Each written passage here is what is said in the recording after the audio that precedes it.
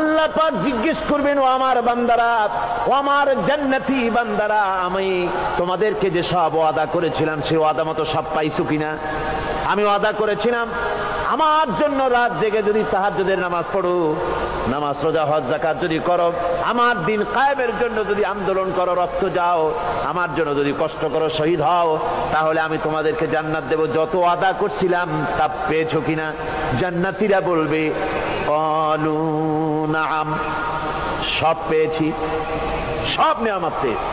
আল্লাহ বলেন সব পাও নাই, ওয়ালাদাইনা মাজিদ, আমার কাছে আরো বেশি আছে, আমার কাছে আরো বেশি আছে, সব পাও নাই।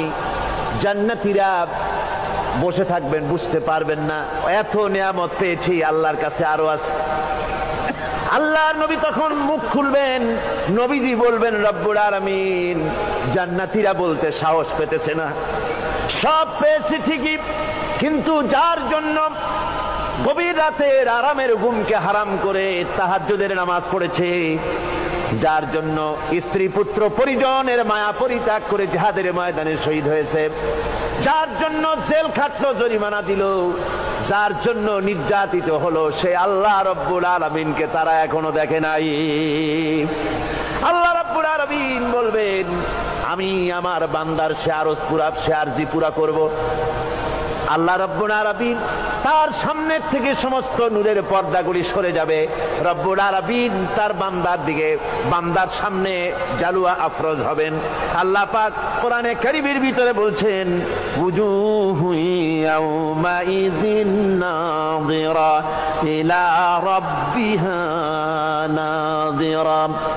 বান্দা, আল্লাহ পাক বান্দার দিকে তাকিয়ে থাকবেন, আর সমস্ত বান্দারা আল্লাহ রাব্বুল আলামিনের দিকে তাকিয়ে থাকবে। এই অবস্থায় কত কাল চলে যাবে কেউ টের পাবে না।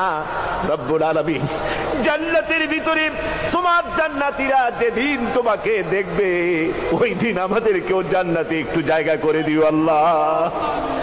আমরা যেন ওই জান্নাতের ভেতরে বসার জায়গা যদি না পাই, আমরা গুনাহগার মানুষ, জান্নাতের কোনো একটু জায়গায় ঠাই করে দিও যেন তোমারে দেখতে পাই।